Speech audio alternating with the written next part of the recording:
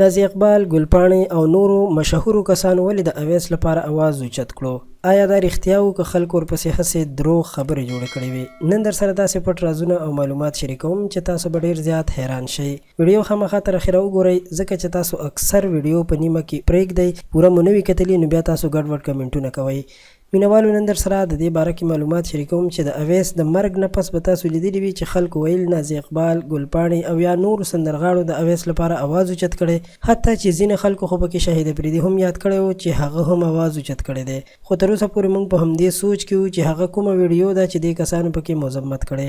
د ډېرو معلوماتو کولو نه پس او د نازي اقبال او ګلپاڼې او نورو نږدې کسانو سره د معلوماتو نه پس موږ په دې خبره ورسېدو چې دا خبرې هسې هوایي دي او حقیقت نه لري. ځکه که دې کسانو کې یو هم د اویس لپاره اواز اوچتولو نو خامخا به د دوی په افیشل چینل یا په پیجونو باندې ویډیو پرته وه، ځکه چې د دې ټولو کسانو چینل او فیسبوک پیجونه هم شته، خو خلک هسې دروغ خبرې او ډرامې جوړوي. نو ټول هغه کسان چې داسې ویډیوګانې جوړوي ښه نه کوي، ځکه چې دا خو بغیر د تصدیق نه او بغیر د تحقیق نه خبرونه جوړول دي چې ډېر زیات بد کار دی.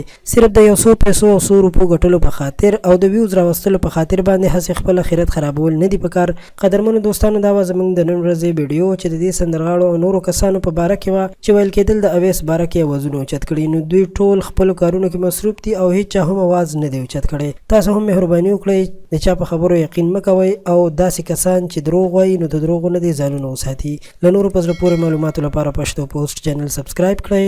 ډېره مننه.